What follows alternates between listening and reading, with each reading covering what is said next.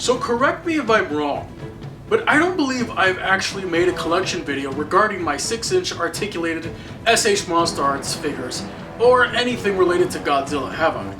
Well, I'm here to correct that. So today, you're going to take a look at my current setup for my SH MonsterArts collection, because it has changed since the last time you saw it across the other part of the room. So without further ado, let's get into this tour.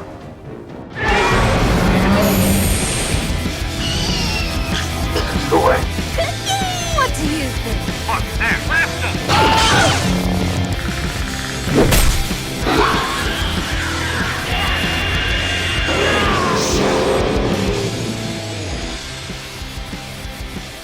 So a couple of things before the video starts. If you are subscribed, don't forget to hit the little bell icon so that you're up to date with any future uploads. If you haven't checked out my last video, you can do so by hitting up the info tab popping up on the top right of your screen right now. Also, is video games more your thing? Then head on over to the relaunch of my gaming channel, ScorpioCesar's Arcade, by once again clicking on the info tab on the top right of your screen. Alright, without further ado, let's get into this. Starting with the bottom shelf, you can see some of the heavy hitters here, with the original release Destroyer, along with the Destroyer Evolution set. Besides them, the special colored version Ghidorah, and Biollante.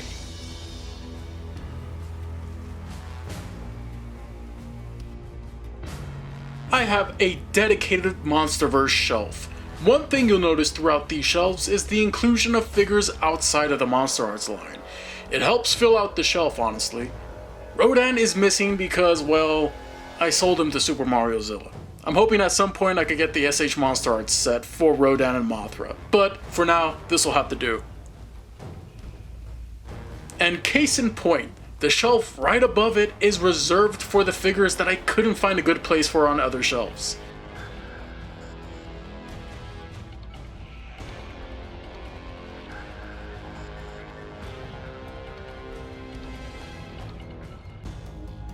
Yeah, still kicking myself in the ass for not getting the 1995 Gamera when I had the chance.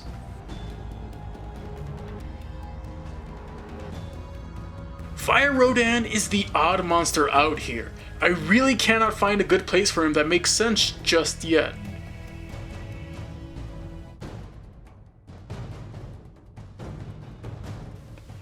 The shelf to the left of this one is reserved for some of my alien kaiju villains, starting with the Showa Mechagodzilla in all its space titanium glory.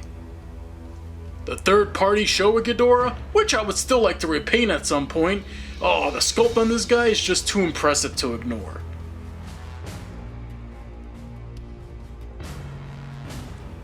And besides him, we have the original release Space Godzilla. That's right, the one that kept this channel alive and kickstarted a very expensive hobby. Do note the info tab popping up on the top right of the screen with a dedicated video for an unboxing or review of the current MonsterArts shown. If you're interested, of course, feel free to watch that video later. Besides him, we have the original release King Ghidorah.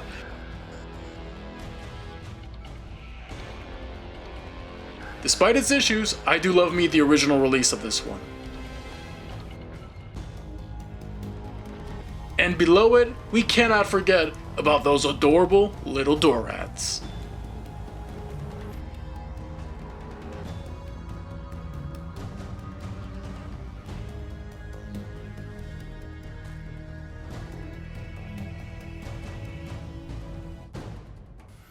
Moving on this shelf, we have the special colored version of Space Godzilla here, along with various effect pieces and the crystals that came with the original release of Little Godzilla.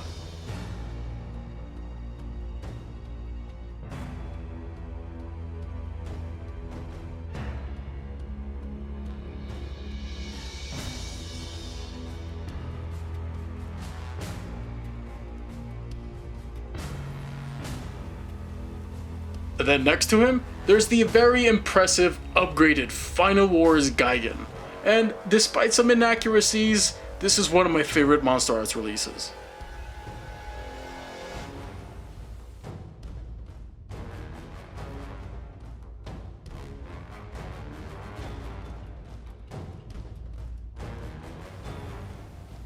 Above this shelf starts off with the impressive Bactra larvae, original release of course, along with the Imago form right behind him.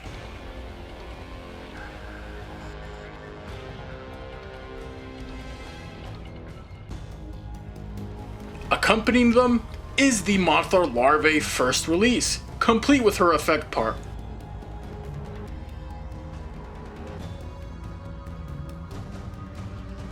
Oh hey, the Bandai Creations Rainbow Mothra.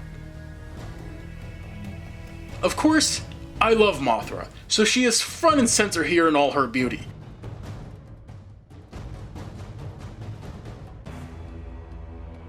And besides her is of course the special colored version that Super Mario Zilla sold to me a couple of years ago.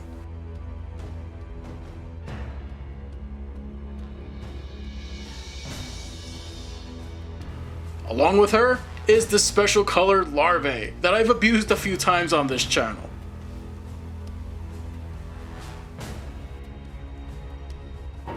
The next shelf is one of my favorites. It's what I like to call the G-Force shelf. You get the idea. The original release of the Heisei Mechagodzilla, along with some fighter jets from the first weapons accessory set.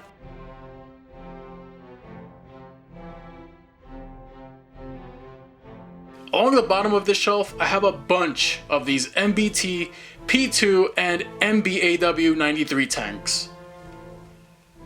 Super X2 reporting for duty, and behind it, the standalone Garuda release flying solo. And with it, some Astal MB93s.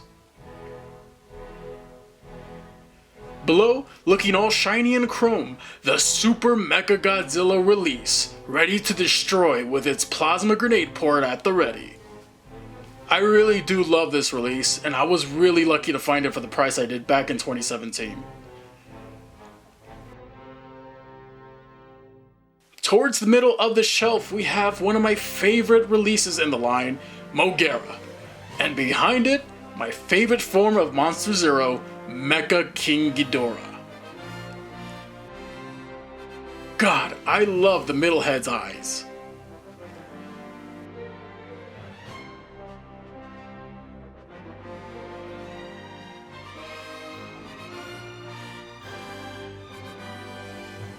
One last look at the beautiful Mogera before we move on to see the Super X3, with its landing gear deployed.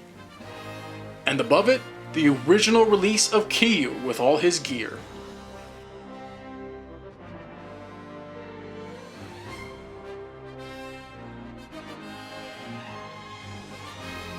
And back there, we have another Super X3, this time ready to lower burning Godzilla's body temperature. More Astals accompany it, while below we have the Heavy Arms Kiyu from Tokyo SOS. I will sometimes swap out his parts and give him the drill arm and battle damage eye, but for now, all decked out with his gear is the order of business here.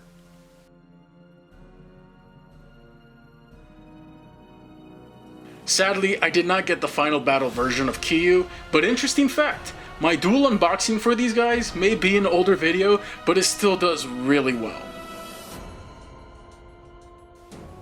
And now, for the Godzilla shelf. Pretty self-explanatory here, with Shodai Goji coming first.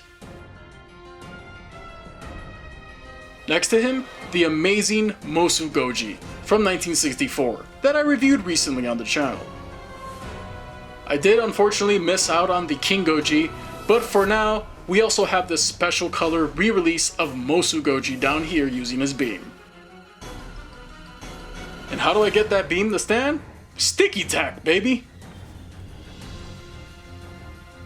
Special colored version of Little Godzilla down here, and above him, the second edition of the 1994 Godzilla with the corrected eyes.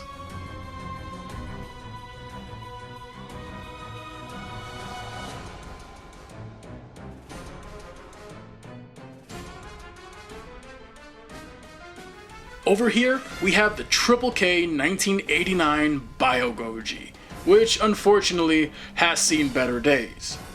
This one still has a lot of dried plaster and dust from the apartment fire that I gotta clean off one of these days with a toothbrush.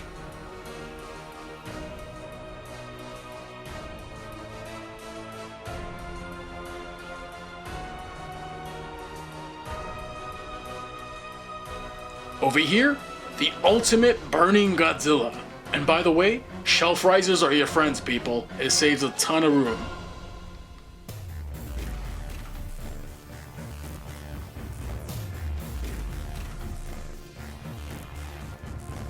Down here, we have the original burning Godzilla release, looking intimidating as he should.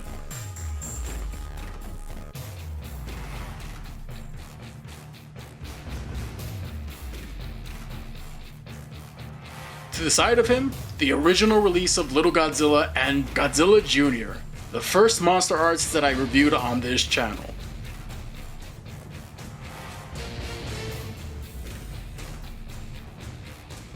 And standing tall behind Jr. is the birth version. Yes, Godzilla Jr. all grown up, as seen in the end of Godzilla vs. Destroyer. And of course, how could I forget, the beautiful Comic-Con explosion Godzilla. One more look at the birth version before we move on to one of my favorites, the Evangelion Godzilla.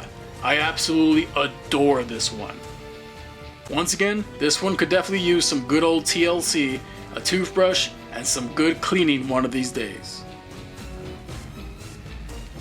We're getting towards the end here. The next shelf follows Godzilla throughout the years, this time with the original release of Godzilla 2000. I wonder if they'll ever get around to make a movie-accurate version of Godzilla 2000. Not far behind is the special colored version of that same Millennium Godzilla, looking absolutely sinister.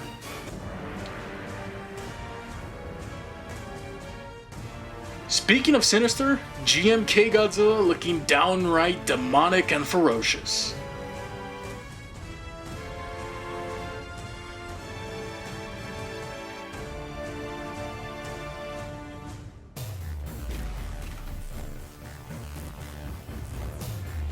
Holding onto that severed Muto head, we have the Spitfire 2014 Godzilla, because I sold the original release many moons ago.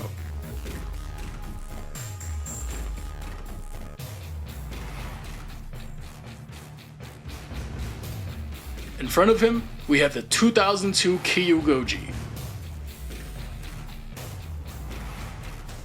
I remember being so hyped for this one, and the controversy leading up to its release, oh my god. Thankfully, mine was okay, aside with a few eye issues. As for the 2014 Godzilla, we're not done, because I still have the poster version. Even though many seem to hate it, I kinda like it for some reason. He just looks red and about as awake as I feel.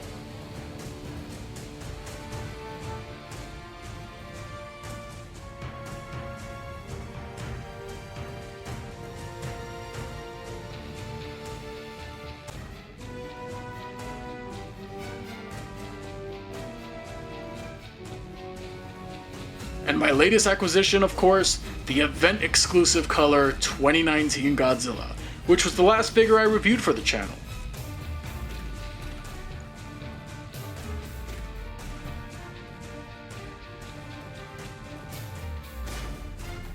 Little Phileas over here, backed up by the massive Godzilla Earth release.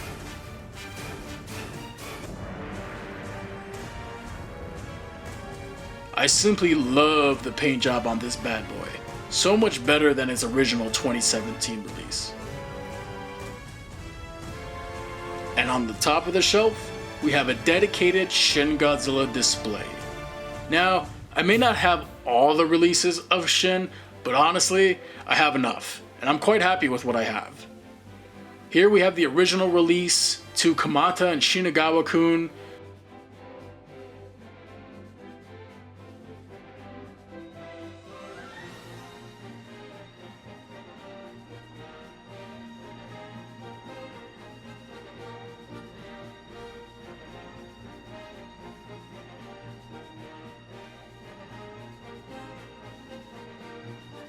to the Godzilla Store exclusive release, and of course, last but not least, my favorite, the Awakening version Shin Godzilla that I really should review one of these days.